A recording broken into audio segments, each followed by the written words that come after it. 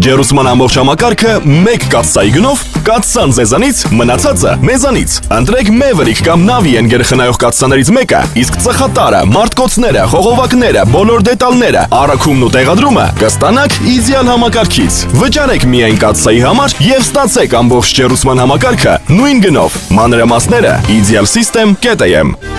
Իդեալ համակարգ 29 տարի դեպի կատարելություն։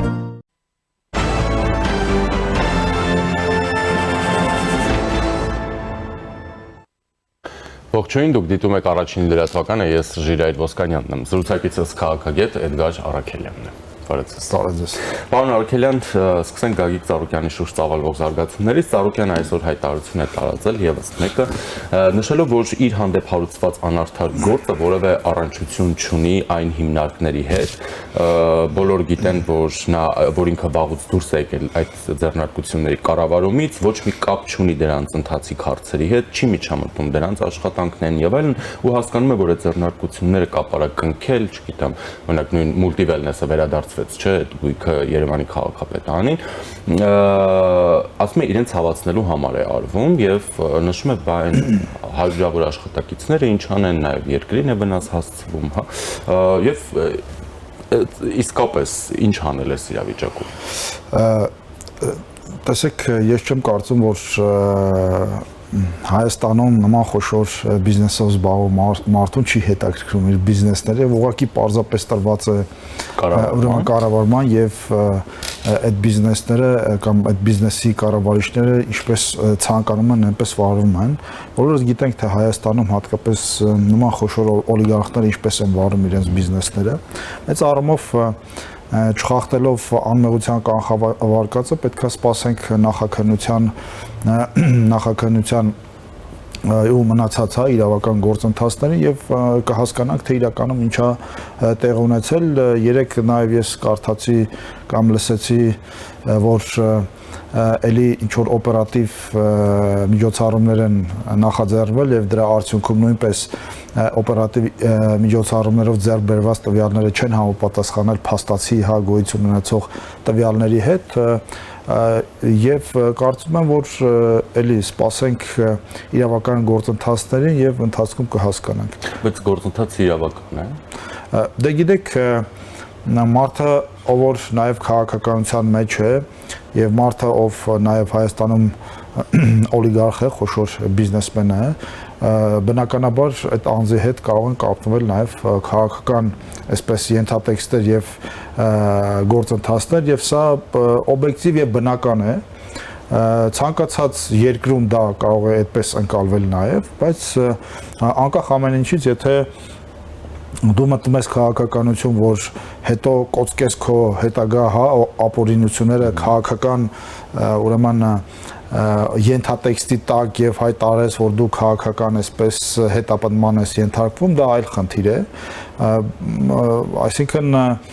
մենք պետք է այստեղ փորձենք հասկանանք կա իրավական խնդիր եւ եթե կա ապա մենք պետք է գնանք այդ իրավական խնդրի ետևից անկախ նրանից թե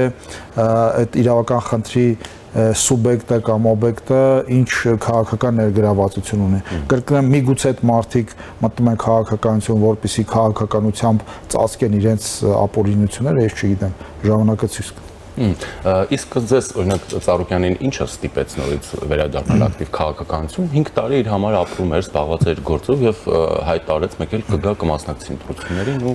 ես ենթադրում եմ, որ ոչ միայն Ծառուկյանին, այլ բնականաբար մյուս հա, նույն Կարապետյանին, Քոչարյանին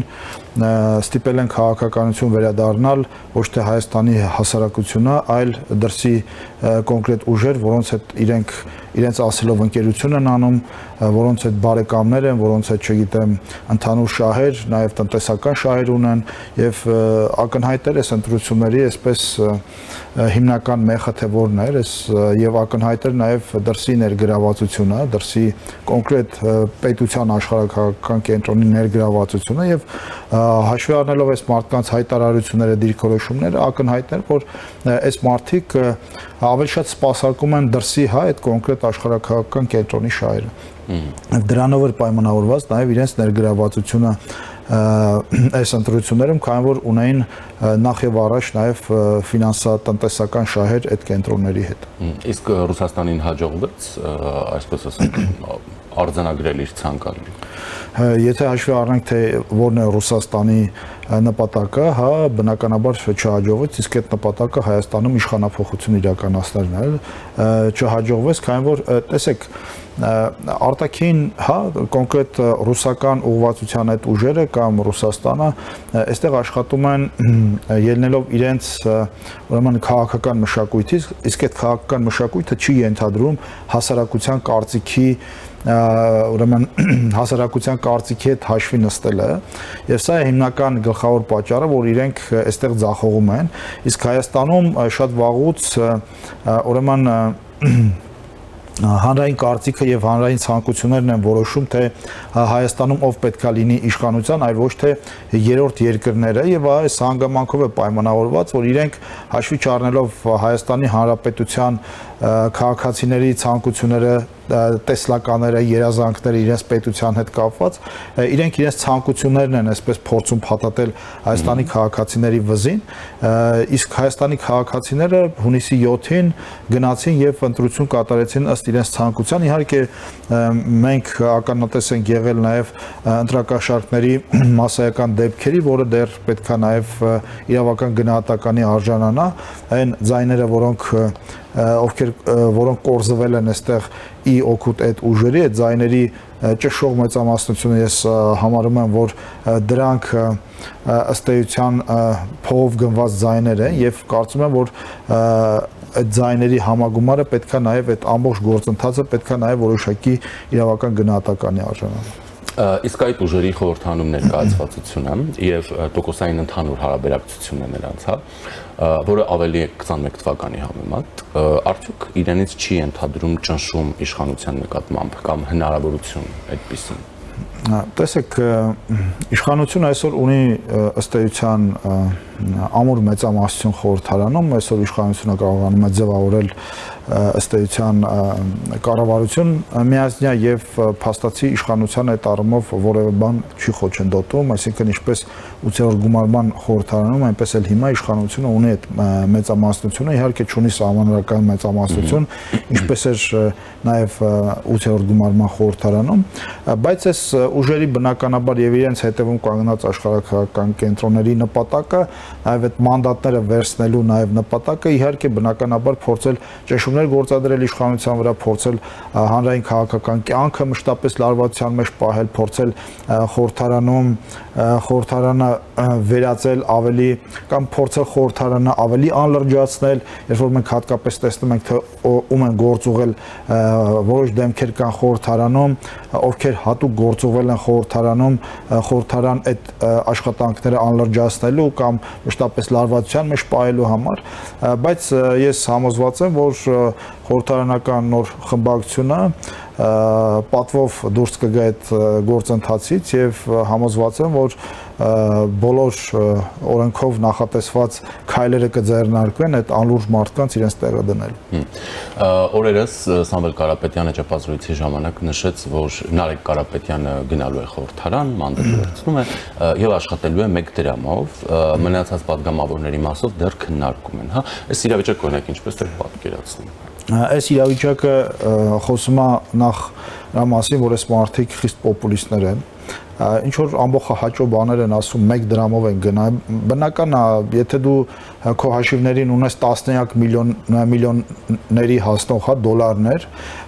հասարակությունը հարցել կտար, թե ընկեր ջան, բա այդքան հարուստ եք ասում եք, չգիտեմ, բարերար ենք, բայց մի քանի 100,000 դրամը քեզ ինչ է անում պետության գումարը գնում ես վերցնում ես, բայց մյուս կողմից էլ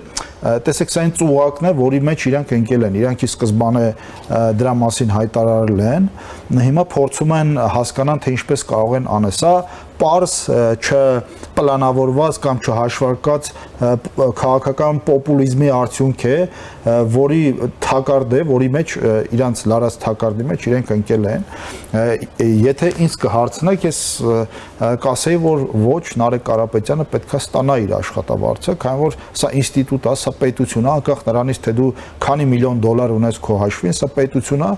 որը վարձատրում է իր պատգամավորին, ու այդ պատգամավորը պետք է սպասչաճի աշխատի ծառայի այդ պետությանը, վաղը մյուս օրը նույն Նարեկ Կարապետյանը կարող է հայտարարի կամ իր վարքագծով տեսնենք, դե գիտեք, փող չենք ստանում, դե մի գալի գնում ենք, էլի, սենց գալի գնում ենք, մի բաժակ կոֆե ենք խմում ու թողում գնում ենք, այսինքն աշխատավարձը, երբ որ պետությունը, կազմակերպությունը տալիս է իր աշխատողին, գործատուն, տալիս է արդյունք ստանալու, արդյունք գեներացնելու, լավ աշխատելու համար, ու այստեղ եթե Նարեկ Կարապետյանը միլիոնատեր է դոլարով, սա չպետք է մշտապես, հա, ուրեմն տարփողվի, քանի որ մարդիկ կան այնտեղ աշխատող, որոնք այդ աշխատավարձի հույսին են, ու այդ մարդկանց ստացած աշխատավարձը չպետք է նսեմացնել կամ բարոյական ճնշումներ գործադրել մարդկանց վրա, որպեսզի մարդիկ ամաչեն իրենց ստացած աշխատավարձից, երբ որ դուք ունեք միլիոներ ձեր հաշվին եւ ըստ էության դրա կարիքը իսկապես չունեք։ Նույնը վերաբերում է նաեւ իրանց խմբակցությանը, բայց ես կարծում եմ, որ իրանք պետք է ստանան աշխատավարձը, բայց կրկնեմ, երբ որ իրանք ըստ էության հայտարարել են նման պոպուլիստական հայտարարություններ են արել, այո, հասարակությունը սպասում է, որ իրանց խմբակցության բոլոր падգամավորներն պետք է 1 դրամ աշխատավարձ ստանան, ու իրանց աշխատավարձի հարցը լուծի նույն ուրեմն Սամվել Կարապետյանը իր անձնականը կամ իր կազմակերպությունների բյուջեից։ Սա ըստ էության պետությունը նսեմացնելու կամ պետությանը հաշվի չառնելու դրսևորում է, իրենք չեն հասկանում ինչա պետությունը,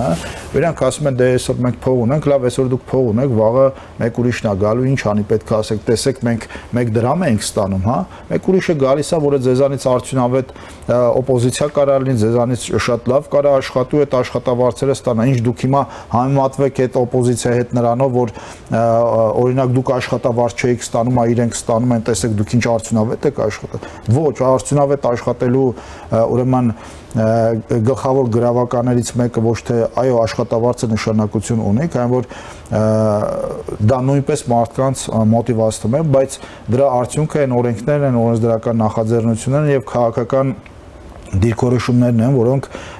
այդ քաղաքական թիմերը արտահայտել են խորհրդարանում եւ ընդհանրապես Հայաստանի Հանրապետությունում։ Դե կներեք, օբյեկտիվորեն աշխատավարձ տան նաեւ իրենց ինչ անեն, որ Հայաստանը պետությունից վերածեն գուբերնիայի, հա, դրա համար աշխատավարձ ստանան։ Բայց դա հետաքրքիր է, էլի, եթե այդպիսին է իրականությունը, տարօրինակ չէ, որ ազգային անվտանգության հարց չի առաջանում։ Դե բնականաբար իրանց ամբողջ գործունեությունը, հայտարարությունները, ամբողջ հիբրիդային պատերազմի գործիք դառնալու իրանց հետ ամբողջ ընթացքը ազգային անվտանգության հետ առնչվող երևույթներ են եւ դուք այս ընթացքում տեսել եք, որ նաեւ ազգային անվտանգության ծառայությունը եւ անվտանգային ծառայությունները տարբեր քրեական գործեր են հարուցել եւ նույնիսկ ձերբակալություններ են իրականացվել կոնկրետ նույն Ծառուկյանի խմբակցության անդամների հետ կապված, նույն այլ կուսակցության անդամների հետ կապված, այնպես որ իրենց համար դա նորմալ է։ Հակակոռուպցիոն կոմիտեն նաև ձայնագրություն հրապարակեց ընտրակաշառքի վերաբերյալ, այս անգամ միասնության թևերի մասնակցությամբ, խոսքը Կապանի Արցվանի բնակավայրում հաշվառված զինծառայողին կաշառելու վերաբերյալ է, բայց հետաքրքիր է նաև, որ դեռևս մեկ դեպքի մասին է խոսքը, հա, մեկ դեպքի մասին է խոսքը, այսինքն այստեղ կարող են նաև էլի հարցեր ծնվել, չգիտեմ դա հիմա շարունակություններ կունենան, այնուամենայնիվ նախորդ ձայնագրությունների համեմատած այնտեղ որոշակի, այսպես ասած, խմբեր, փնջեր էին ներկայացվում, նաև այդ ձայնագրություններից էր դրանք բարձ դառնում, այստեղ այս մի դեպքի մասին է կարծես խոսքը, որը փոքրինչ տարօրինակ է ինչ իմաստով, որ դժվար է, հա, ասենք կուսակցությունը, որը նպատակադրվել է իրականացրել ընտրակաշառքի բաժանում, ինչ-որ մի դեպքի մասին ենք խոսում։ Տեսեք, նախ ինչի է օրինակ Սամվել Կարապետյանի ղեկավարած քաղաքական թիմի հետ կապված ուրեմն այդքան massայական, քանի որ իրենք ըստ էության կյանքը ցույց է տալիս, որ massայական այդ գործընթացի մեջ են եղել Իսկ այդ միասնության թևեր հայ Թաթոյանի կուսակցությունն է, ես այստեղ չեմ զարմանում, քանի որ նույն այդ անձնավորությունը նախկին քրեա օլիգարխիկ համակարգի վառ ներկայացուցիչ է եղել ու իրենցից հեռու չի այդ մշակույթը քաղաքական, այնպես որ ես չեմ զարմանում ու չի բացառում, որ հետագայում էլի նման բացահայտումներ տեղ ունենան, այսինքն իրանց համար դա նորմա է։ Ես դա համարում եմ, որ իրենց քաղաքական մշակույթի տեսանկյունից ընդունելի։ Շատ լավ։ Եվ արտաքին զարգացումներին անդրադառնանք, հայկական արտադրանքը, որ փորձում է, այսպես ասենք, հա, տեղ գտնել եվրոպական տարբեր շուկաներում, եւ ամենավերջին տեղեկությունը այդ մասով, որ հայկական ծիրանի 20 տոննա խմբականակը հասել է Լեհաստան, Ռուսաստանը շարունակում է իր տարածքում եւ իր տարածքի միջոցով արդեն ԵԱՏՄ-ում արգելափակել հայկական արտադրանքի կամ որոշակի խմբի ներկայությունը, ելի պատճառաբանումները շարունակում են մնալ նույնը, ու այս Սա կարծես թե այն էր, ինչ նախնական շրջանում գուժում էր Սամվել Կարապետյանը, որ լինելու է հուլիսին տնտեսական պատերազմ, եւ իդեպ այդ մարդիկ նաեւ նշեցին, որ ընդդիմադիրներով քննարկում են մի համաձայնություն կոչ ուղղել Ռուսաստանին, որպեսզի այս սահմանափակումները վերացնի, որպեսզի մեր արտադրողները կարողանան շատ կորուստներ չկրեն, վերադառնան էլի շուկա եւ այլն, հա։ Դե եթե Տրամաբանությունը գոնե հուշում է, որ այդպիսի բան կլինի բնականաբար ու դա եթե Ռուսաստանը բացի նաև, հա, որ սահմանափակումները հանի, էլի դա ներկայացվելու է, որ Չէ, դա նշանակում է, որ տեսեք, եթե իրենք հայտարարությամբ կդիմեն Ռուսաստանի իշխանությունին, որ բացեք բանը, ուրեմն Հայաստանի ապրանքների մուտքը Ռուսաստանի շուկա, այդ նշանակում է, որ իրենք նախկինում նման կոչով դիմել էին Ռուսաստանին, այս անգամ գաղտնի, որ փակեք Հայաստանի ապրանքների մուտքը Ռուսաստանի շուկա, հիմա իրանք նման հայտարարությամբ դիմելու են Ռուսաստանին, արդեն հանրային, այ բացեք Հայաստանի ապրանքների ըստ էության ապրանքների մուտքը ռուսական շուկա, սա նշանակում է, որ փաստացի ԵԱՏՄ գոյություն չունի, այսինքն այն պատճառաբանությունները, որ գոյություն ունեին իբր հայկական ապրանքները չեն համապատասխանում, սա նշանակում է, որ քաղաքական որոշումներով փակվում է ապրանքների ուրեմն մուտքը տվյալ շուկա եւ քաղաքական հայտարարությամբ նաեւ բացում է, ու սա նշանակում է, որ կողմերը միմյանց հետ աշխատել են, դուք նաև նշեցիք միասնության թվեր, իրենց ցուցակի անդամներից մեկը, հա, բան տարածվեց համացանցում, թե ինչպես է ռուսական պաշտոնյային դիմում, որպեսզի հայ գործարարների վրա ճնշում գործադրվեն, որպեսզի նրանք գան եւ ստիպեն այստեղի իրանց շրջապատին քվեարկելու Սամվել Կարապետյանի, Ռոբերտ Քոչարյանի կամ չգիտեմ միասնության թվերի կամ այդ շրջանակների օգտին։ Տեսեք, երբ որ նշում եք Սամվել Կարապետյանը ընտրություններից առաջ հայտարարում էր, որ տեսեք շուկաները կփակվեն ռուսական, սա եւս դրա մասին է խոսում եւ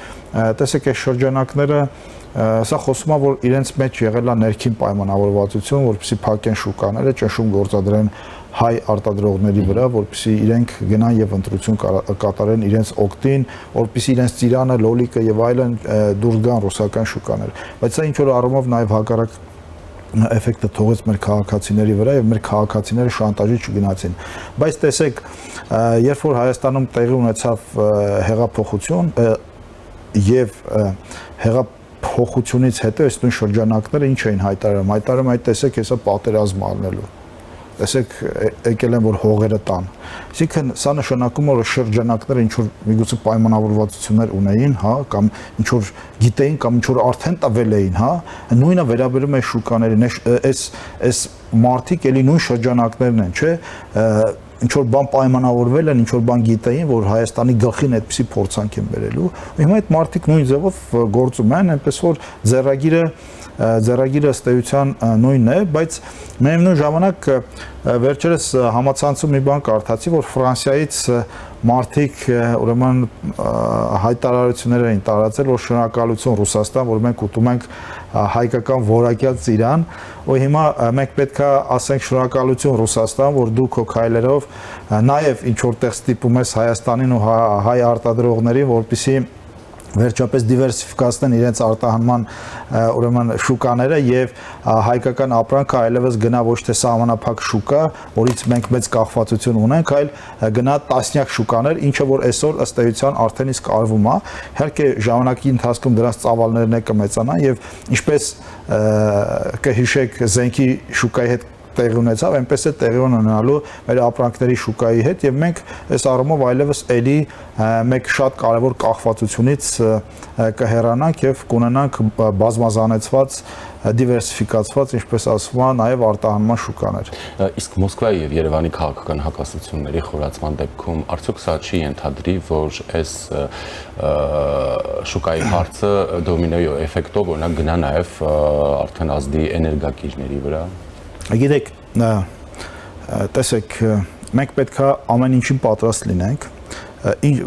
Մեր համար թերևս ամենակարևոր որոշումը եւ նաեւ մեր քաղաքացիների համար հունիսի 7-ին կայացած որոշումը հետեւյալն էր, որ մենք ուզում ենք ունենալ պետություն, մենք ուզում ենք ունենալ ժողովրդավարական ինքնիշխան պետություն, մենք մեր համար այս որոշումը կայացրել ենք, եթե մենք գնում ենք այս որոշման հետևից, ապա դրանք երկրորդական բաներ են, համոզված եղեք այդ հարցերն կլուծվեն, ու կլուծեն շատ ավելի հեշտ եւ շուտ, քան մենք պատկերացնում ենք։ Մենք ժամանակին չենք պատկերացնում, որ օրինակ եթե Ռուսաստանը մեզ զենք չտա, մենք ինչ ենք անելու։ Հա, մենք խոստովանենք, որ ազգովի այդ մասին մշտապես ասում են, բա որ զենքի ճանապարհը կտրի, ինչ ենք անելու։ Պարզվեց, որ կարող ենք անել ու լավ էլ անում ենք ու այսօր ոչ միայն